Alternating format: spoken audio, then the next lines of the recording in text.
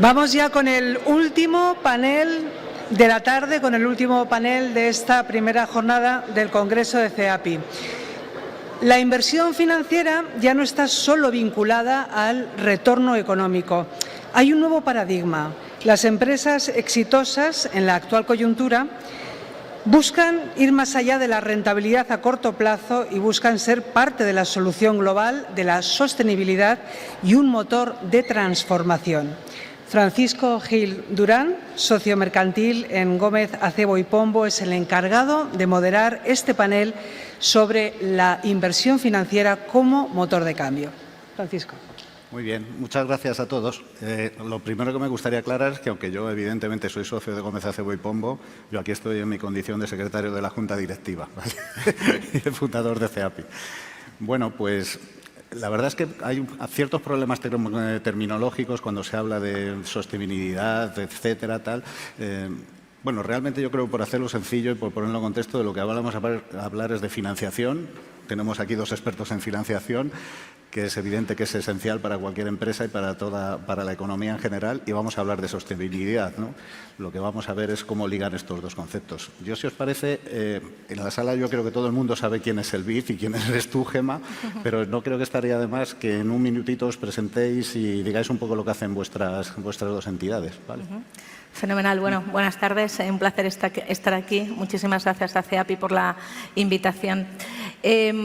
Bueno, el BID es el Banco Interamericano de Desarrollo, es el banco más grande de desarrollo de la región y básicamente desde el 2016 tiene dos bancos. El BID trabaja exclusivamente con el sector público y BID Invest, donde estoy yo, trabaja exclusivamente con el sector privado. En cualquier caso, ambos bancos comparten la misma visión y misión, que es contribuir al desarrollo sostenible de América Latina y el Caribe. Trabajamos en 26 países de la región con un único objetivo, que básicamente es desarrollar países. Nuestro negocio es desarrollar países. BID Invest, en particular, invierte aproximadamente al año unos 40.000 millones de dólares. De esos, 2/3 son con nuestro propio capital y 1/3 unimos esfuerzos con distintos tipos de inversores, desde familias hasta inversores institucionales, bancos, etcétera. Y, de hecho, nuestro mayor inversionista o coinversionista es, a día de hoy, Banco Santander. Gracias. Juan Carlos. Bueno, pues muy buenas tardes y muchas gracias por la invitación. A mí me toca ver otra visión, ¿no? Yo soy director general de Advance Private Bankers. Es un banco familiar fundado en 1930 y nosotros nos dirigimos más a todas las familias y a las sociedades patrimoniales. En España somos el primer banco de banca privada que solo hace banca privada. Administramos unos 20.000 millones de euros. Nuestro mandamiento siempre es la meritocracia, la independencia y el no conflicto de interés. Y lo que tratamos es de ayudar a las familias y a las sociedades patrimoniales a una cosa que no es nada fácil, que es acompañarles a lo largo de su vida en todo lo que es la materia financiera, fiscal y jurídica, pues para conservar el patrimonio e intentar hacerlo crecer. Muy bien. Pues yo creo que si os parece bien, podemos ir un poco de lo general a lo concreto, ¿no? Me ha hecho mucha gracia, me estaba acordando ahora mientras estabais haciendo vuestra presentación, algo que ha dicho esta mañana un ponente, que estaba hablando de la sostenibilidad y decía, bueno, es que mi empresa tenga que ser sostenible no significa que seamos una ONG, sino es que ahora mismo la sostenibilidad es puramente el negocio, ¿no? Y bueno, es un poco de lo que queremos hablar, pero como os decía, vamos un poco de lo general a lo más concreto, a lo más puramente sostenible. Y ¿nos podéis dar un poco un overview de qué está haciendo tanto el BID? Tenemos, digamos, una buena mezcla, ¿no? Tenemos al BID, que es institucional, corporativo, Ibérica, Latinoamérica pura, y por otro lado tenemos Ambank, que es, digamos, un approach más privado y más de lo que está ocurriendo en Europa, con lo cual la visión puede ser muy general. Gema, ¿qué estáis haciendo en materia de financiación sostenible? ¿Cuáles son las tendencias, digamos, generales en América Latina? Bueno, hemos visto un gran boom en los últimos años. Primero empezó con la agenda verde, con la pandemia pasó a la agenda social, especialmente todo lo que tenía que ver con educación y salud. El año pasado se ralentizó un poco por el famoso greenwashing y todo este cuestionamiento sobre qué era inversión sostenible y qué no lo era, pero estamos viendo una tendencia creciente de nuevo. A nivel global, por ejemplo, las últimas cifras hablan de que va a haber en los próximos 3-4 años, las últimas últimas estimaciones de Price, por ejemplo, hablan de un 13% anual y significa que los activos bajo gestión van a pasar de 18 billones de dólares a 34 billones, con lo cual hay un gran boom. En América Latina no tenemos tanta data todavía, con lo cual sabemos que hay demanda, lo vemos todos los días los que trabajamos en bancos y en inversión, pero no tenemos data disponible, ¿no? Pero en cualquier caso hay un boom tanto por la demanda como por la oferta, y esto es importante. ¿La demanda de dónde está viniendo? Bueno, pues principalmente ha sido institucional, pero cada vez más hay demanda del inversor retail, o sea, digamos, de las personas físicas, ¿no? Lo estamos viendo por las familias, luego aquí seguramente lo contarán mucho más en detalle. Y también estamos viendo dos colectivos que están impulsando mucho la demanda. Son las nuevas generaciones, los millennials, que les interesa mucho todo esto, y también las mujeres. Hay data que muestra que las mujeres tienen más interés en invertir su dinero sosteniblemente. Con lo cual, por un lado, hay más demanda, hay más oferta de productos. Luego entraremos a contar qué productos hay hoy disponible para cualquier persona o entidad que quiera invertir sosteniblemente. Pero la primera gran tendencia es mayor volumen, mayor demanda. Luego también empieza a haber mucha más conciencia. Esa conciencia por la sostenibilidad no solo es con la inversión, es también con el consumo, ¿no? Con lo cual hay más información y más interés. Pero también estamos viendo cómo desde el lado empresarial los propios dueños de empresas empiezan a ver que la sostenibilidad es material, lo que se llama material, ¿no? en el argot, digamos, que tiene que ver que cualquier riesgo social o medioambiental influye en la rentabilidad de la empresa. Y de ahí mucho, cuando la gente habla de sostenibilidad de una empresa, a veces lo ven desde el lado de la ESG y a veces es es sobrevivencia. Yo estoy hablando de hacer algo sostenible desde el lado de la sobrevivencia, ¿no? o de cómo sobrevivo, ¿no? como una entidad. Y la última tendencia, yo diría que hay mucha más información, para lo bueno o para lo malo. Para lo bueno, porque te permite analizar oportunidades de inversión; para lo malo, porque hay muchos cuestionamientos, ¿no? Y como hemos visto, pues en los últimos años, especialmente el año pasado, pues hubo algunos escándalos y sobre todo ese cuestionamiento a qué verdaderamente es sostenible y qué no, y ese famoso greenwashing o lavado verde, en el cual, bueno, pues no todo es tan verde, y de hecho hay algunos países y sobre todo algunos continentes como Europa en el cual están sacando muchos protocolos y muchos tipos de regulación para entender bien qué es verde y qué no lo es. Luego podemos entrar en algunos detalles porque también ese verde ha cambiado un poco desde Ucrania, el gas es verde, no es verde, etcétera, etcétera. Pero en general esas son las tendencias que veo a nivel global. Es buena esa, si la del gas es verde o no. Correcto. ¿Y tú, Juan Carlos, qué tendencias ves en financiación sostenible? A ver, yo más que entrar directamente en sostenibilidad, te diría que cuando ves a una familia española, europea o latinoamericana, nosotros al final somos como un despacho de abogados con su cliente, somos el asesor de confianza de estas familias. ¿Qué es lo que estamos viendo? Pues que está pasando cosas en los últimos años y están cambiando cosas. Las sociedades patrimoniales, los family office, las familias, tienen normalmente tres patas, ¿no? Una pata que es la suya empresarial, que la tienen perfectamente dominada, donde tienen su rentabilidad real, su TIR, y además la tienen perfectamente profesionalizada, ¿no? Y luego tienen dos patas más normalmente, una que es de liquidez, normalmente en temas cotizados, en activos financieros. Aquí, en lugar de tener un consejo de administración como tienen en su empresa, o unos ejecutivos de máximo nivel, o una estrategia a largo plazo, o una táctica, o ver las desviaciones, algunos de ellos lo tienen a través de Family Office, pero muchos de ellos no tienen absolutamente nada. Y lo que llama la atención es que este patrimonio que estamos hablando a lo mejor es bastante superior al que tienen en su empresa, el propio patrimonio personal. La tercera pata, y ahora enlazo con ESG, es la pata de la inversión alternativa. La inversión alternativa ha crecido mucho en los últimos años. ¿Por qué ha crecido? Primero porque ha habido movimientos de mercado importantes y eso ha asustado a muchas personas, entonces han querido invertir en algo que descorrelacione. Dos, porque la inversión alternativa muchas veces es cerrada y al ser cerrada, si los mercados bajan no te afectan porque no lo ves y eso hace que los gestores puedan trabajar de manera más tranquila y normalmente los rendimientos pueden ser superiores. Tercero, porque las gestoras ponen dinero en esos mismos inversiones, con lo cual son corresponsables. Y esto ha hecho que ese tipo de inversión en múltiples proyectos de economía real proliferen, ¿no? ¿Qué es lo que pasa? Que a partir de ahí ha habido una ola creciente en Europa, sobre todo, aunque también en Latinoamérica y en Estados Unidos, de ESG. Pero ESG, a día de hoy, a mucha gente le ha planteado dudas. Por ejemplo, ¿es una moda? Sí. ¿Tiene un mayor coste? ¿Es solo Europa? ¿Está limitada? ¿Es algo que va más con un perfil crecimiento? A ver, bajo mi punto de vista, sin ser un total experto en ESG, pero sí en tener vinculación con muchas familias, en la última encuesta de ESG del 2022 nos dicen que empresas que suman más de 87.000 millones de dólares, el 67% ha dicho que es importante ESG y solo un 13% ha dicho que no.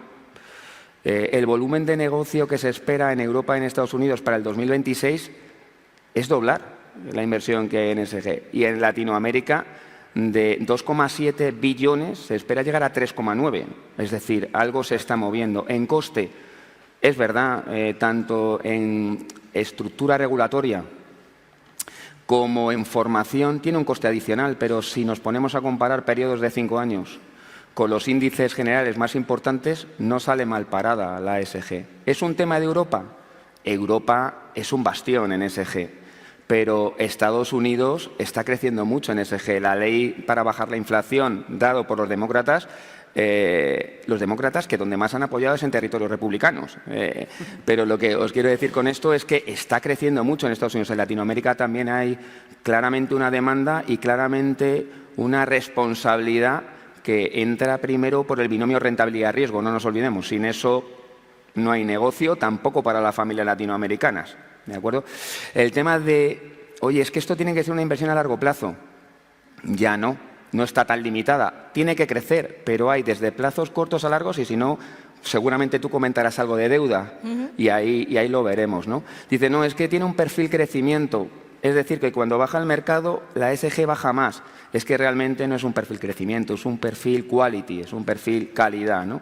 Entonces, por estas cosas, entre otras, yo pienso que se va a quedar y que se va a incrementar, ¿no? Al final, la ESG nació de un tema que era un problema y se buscó una solución. Es decir, el mundo es limitado, cada vez es más grande, energéticamente y en muchas otras cosas tiene ciertos problemas y tenemos que optimizarlo. Y de ahí sale una serie de negocios que son rentables, en rentabilidad riesgo y además socialmente podemos dejar algo a la sociedad, ¿no? El banco, nosotros intentamos implementar gradualmente la ESG. La ESG no es toda la inversión que hacen las familias.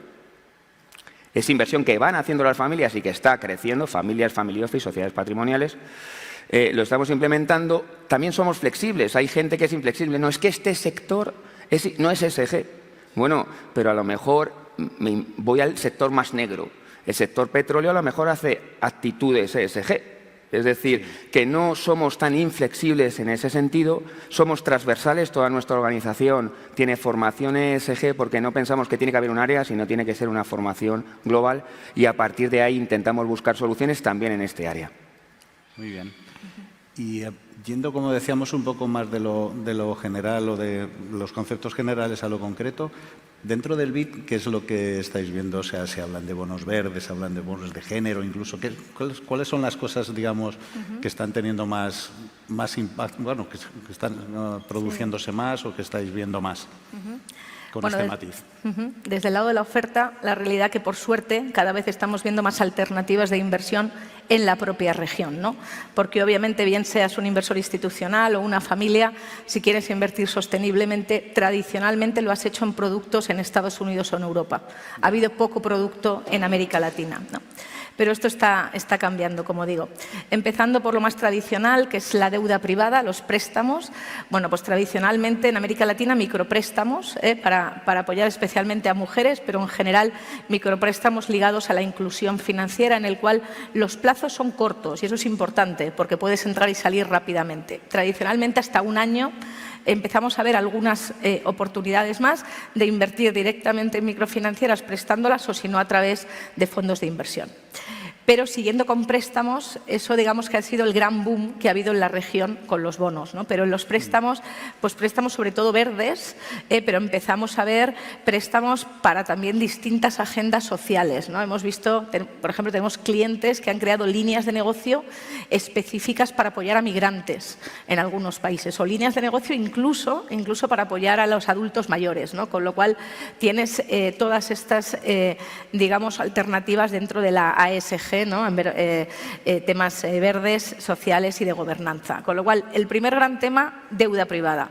El segundo, que es donde ha habido un gran boom en el mundo y en América Latina, por suerte, cada vez más, deuda pública, los bonos verdes, sociales, sostenibles y los atados a la sostenibilidad.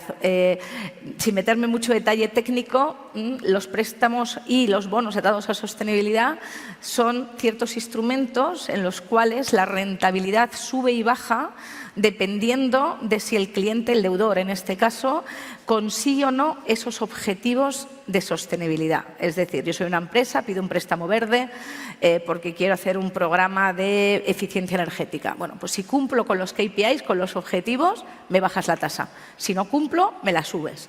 Es decir, ¿no? Un poco esa materialidad que decíamos y de verdad estar seguros de que el dinero llega donde tiene que llegar, pero sobre todo que el deudor está comprometido con esa agenda de sostenibilidad. Un gran boom de bonos, como he dicho, en América Latina, sin duda alguna, impulsado por los bonos soberanos. Hemos visto algunos bonos innovadores a nivel mundial. Por ejemplo, Ecuador fue el primer país del mundo que emitió un bono social.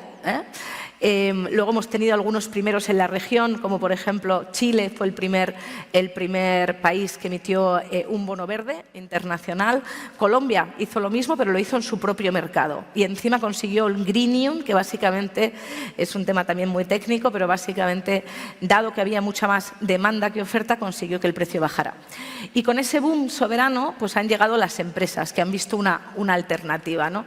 Y ahí hemos visto cosas bastante interesantes. Por ejemplo, América Latina a día de hoy es la región del mundo que más bonos de género ha emitido, con lo cual en principio no tendría por qué haber sido, no por qué haber sido, sino que no hay no se identifica la región como algo que promueva tanto la igualdad de género. Pero si vemos en detalle, básicamente han sido bancos que han utilizado bonos sociales de género para conseguir fondeo y ahí traspasárselo a su negocio que apoya a las pymes lideradas por mujeres, ¿no? Con lo cual, interesante. Nosotros ahora estamos haciendo el primer bono de género, diversidad e inclusión del mundo.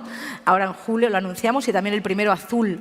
Dentro del espectro verde tienes los bonos azules que se enfocan en el cuidado de los océanos. Con lo cual, el segundo producto, bonos, cada vez más en la región, pero obviamente una gran oportunidad internacional. El tercero, rápidamente, viene por los índices sostenibles. Existen 7 índices en la región a día de hoy: Brasil, México, Perú, Chile, y también hemos visto con mucho interés el nacimiento de dos índices de género, uno con la Bolsa de México en Viva y otro en Brasil, con lo cual interesante también esa agenda. ETFs, que básicamente son productos que actúan sobre un índice. Ahí también hemos visto cómo BlackRock sacó uno en México y recientemente BBVA Bancomer, la filial de BBVA en México, sacó otro. Y luego hay muchos fondos de inversión. Fondos, los más tradicionales que se han mencionado aquí, los de acciones, los de renta variable. Larraín Vial fue pionero en Chile, lo siguió Banorte en México, pero empezamos a ver también muchas oportunidades de inversión en capital, tanto en capital en crecimiento como en capital privado, o sea, venture y private equity. En realidad, trabajando muchos actores por desarrollar la industria, pero por suerte, si una empresa, un inversor institucional o una familia quiere invertir sosteniblemente, a día de hoy lo puede hacer con productos fuera de la región, pero también tiene algunas oportunidades de contribuir al desarrollo de su país o del país o países donde operan sus empresas, con lo cual queda mucho por hacer. hacer todavía, pero somos optimistas a que ese mercado se está poco a poco desarrollando. Bueno, has dicho una cantidad de productos importante, ¿eh? Sí, O sea sí. que Ay, realmente, como no sé si es un boom, pero vamos, Sí. se parece bastante, ¿no? Ay, ay. ¿Tú qué nos cuentas, Juan Carlos? Ahora solo necesitamos un poco de patrimonio. Bueno, nosotros desde siempre de la perspectiva, como digo, más de familias y sociedades patrimoniales, vemos la inversión alternativa ESG desde dos perspectivas, ¿no? Sobre todo para los family office, para las grandes familias. Una, desde el punto de vista de proyectos de economía real, de capital privado, concretos, con gran trazabilidad, con gran impacto, pero evidentemente más limitado en cuestión de importes, y otros más escalables, donde tendrías que ir ya a temas de cotizadas, que también se pueden realizar, no con la misma trazabilidad, ¿no? A ver, para una persona latinoamericana o europea o española, al final no solamente es elegir la inversión o qué sector es el mejor para tener ese binomio rentabilidad-riesgo dentro de ESG, también tenemos que ver la eficiencia fiscal, cómo realizarla, ¿no? Por ejemplo, para una persona latinoamericana, para un no residente en España, para una persona física, puede invertir pues a través una de dos o a través de un fondo de inversión, de un FIL, de un fondo de inversión libre, de una sociedad de capital riesgo, o lo puede hacer a través incluso de un vehículo ad hoc que se le pueda realizar, o a lo mejor parte de su patrimonio ceder un mandato de gestión y sobre ese mandato de gestión tener unos criterios ESG. Es decir, hay muchos métodos para poder invertir en España y en Europa, incluso para una persona que esté en Latinoamérica, que yo creo que este foro es un foro de abrir la mente, porque a lo mejor en Latinoamérica tienes ciertas posibilidades, pero tienes posibilidades de hacerlo en Europa tú como familia latinoamericana, sin ningún tipo de problema. En cuestión de tributación, pues para una persona jurídica, una persona física no residente no estará sujeto al impuesto, al IRPF, ni al impuesto de patrimonio, ni al impuesto de la solidaridad, entre comillas, siempre y cuando haya un convenio desde el país de origen en el cual pues quede a salvaguarda esta doble imposición, ¿no? Si es una persona jurídica no residente y el propietario es una persona física no residente, será del mismo modo, salvo que el 50% o más del 50% del activo sean inmuebles, o sea, sector inmobiliario, y no solo capital riesgo, ¿no? Que no queremos o vemos que fiscalmente eso no es eficiente, pues a lo mejor podemos hacer lo mismo, pero podemos utilizar una estructura, en lugar de en España, pues lo podemos hacer en Luxemburgo, ¿vale? En Luxemburgo no estaríamos sujetos ni al IRPF, ni al impuesto de patrimonio, ni al impuesto de la solidaridad para un no residente, ¿no? Entonces, considero que lo importante al final para las familias no es venir con una receta de 10 líneas en qué puedes invertir. Hay que ver cómo es la familia, qué es lo que necesita, en qué podemos ayudarle. Hay distintas alternativas de inversión buenas en el mercado y, sobre todo, ver que sea eficiente financieramente, que sea eficiente fiscalmente y que nos cuadre dentro del patrimonio global que tenemos, ¿no? Luego, dentro de esto, pues tendremos que buscar nichos o sectores donde invertir. ¿Y hay algún sector en concreto, tanto en Latinoamérica como, luego te pregunto a ti, Juan Carlos, da igual el orden que queráis, en el que, digamos, penséis que el impacto de este approach alternativo, sostenible, algún sector de la economía que esté siendo, digamos, donde se esté produciendo mayor impacto de este tipo de financiación? Bueno, yo en la América Latina, sin duda, hay algunos sectores prioritarios, tanto en la agenda pública como privada, ¿no? La primera tiene que ver mucho con la agenda de energía, que se une a descarbonización, electromovilidad, incluso economía circular, ¿no? Que se une más lo social y lo verde. Pero sin duda alguna, América Latina ha hecho un gran esfuerzo en mitigación del cambio climático. El gran reto es adaptación, ¿no? Con todos los desastres naturales. Pero impresionante los esfuerzos que se han hecho, ¿no? ¿Estáis haciendo financiación de proyectos ya de economía circular? Sí. Haciendo, bastante, especialmente en plásticos. Estamos haciendo muchas cosas en plásticos porque viene de regulación, no tanto de regulación latinoamericana, sino de regulación europea y americana por exportación. Porque, claro, aquí muchos de estos temas, especialmente yo hablo desde el lado de la empresa, ¿no? Muchos de estos temas están viniendo por las cadenas de valor. Claro. Ni tan siquiera es porque en los propios países, que en algunos sí están haciendo cosas, viene por la cadena de valor, ¿no? Y dentro de la cadena de valor también muy interesante lo que está pasando en agricultura sostenible, con todo el tema de seguridad alimentaria. Ahí hay un tema importante también, una oportunidad, sin duda alguna, de negocio en la región y bueno, creemos que podemos jugar un papel importante, ¿no? Con lo cual, si tuviera que elegir una agenda en ESG o en ASG, sin duda alguna iría a infraestructura en general por la necesidad que hay y dentro de infraestructura energía.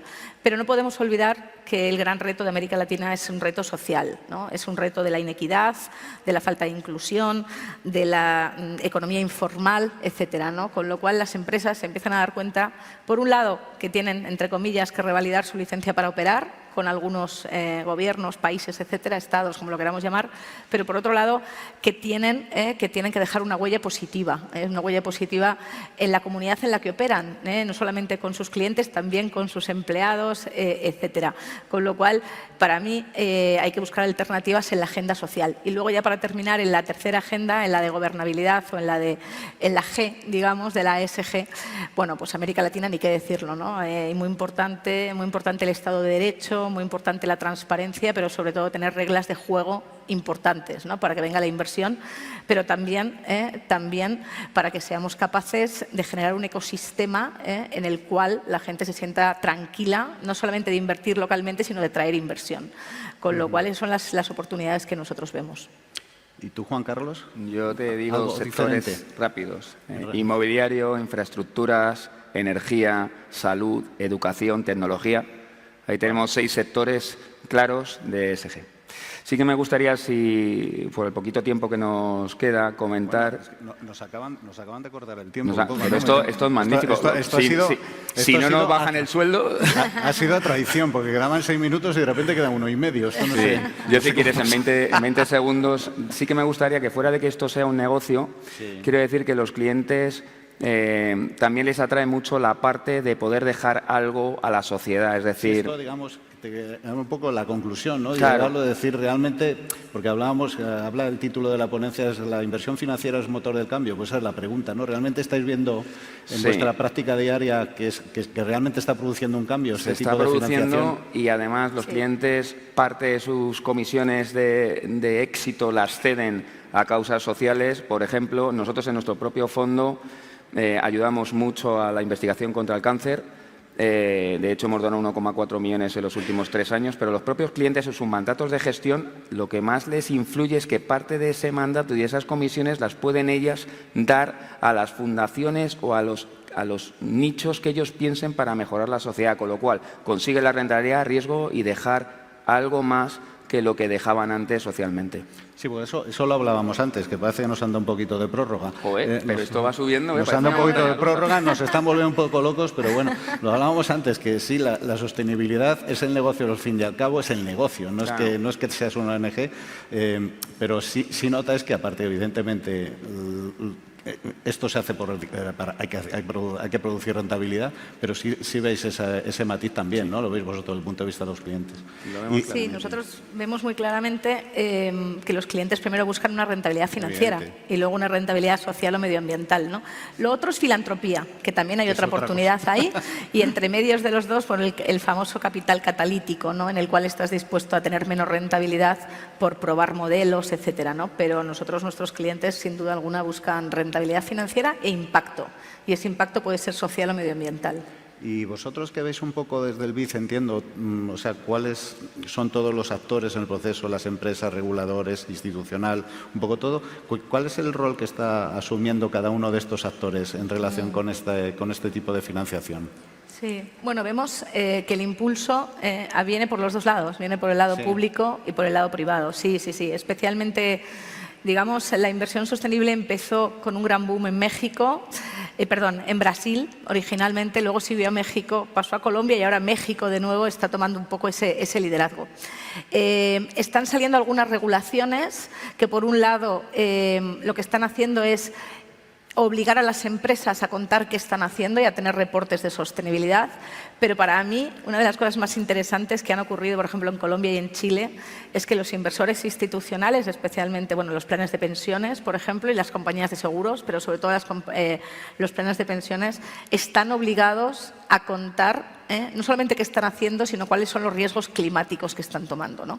Teniendo en cuenta que ellos manejan el dinero a futuro, a 30, 40, 50 años, es interesante todo eso que está pasando. Con lo cual, la regulación lo está impulsando, sin duda alguna, pero para mí eso es un facilitador, porque hay países en los cuales no hay regulación y igual estamos viendo esa oportunidad, ¿no? Con lo cual, regulación importante, algunos países trabajando en taxonomías, que también es muy interesante. La República Dominicana, Colombia y México tienen una taxonomía a nivel país, que es muy interesante, porque es bastante pionero en el mundo, que tengas taxonomías sostenibles a nivel país, y eso va a facilitar que las empresas y la inversión sea más fácil de canalizar. Pero desde mi humilde punto de vista es el sector privado, con su fortaleza, su innovación, su agilidad, la que está impulsando esa agenda. Ahí es donde está el motor, evidentemente, siempre lo decimos, ¿no? Si no hay impulso por parte de los empresarios, no va. Por mucho que obligues a presentar el informe de información no financiera... Eso bueno, anima, digamos. Pues anima, ¿no? pero nada más. Muy bien, pues nada, yo creo que ahora sí que hemos agotado el tiempo. Os agradecemos todos mucho vuestras opiniones y nada, muchas gracias por la atención. Gracias.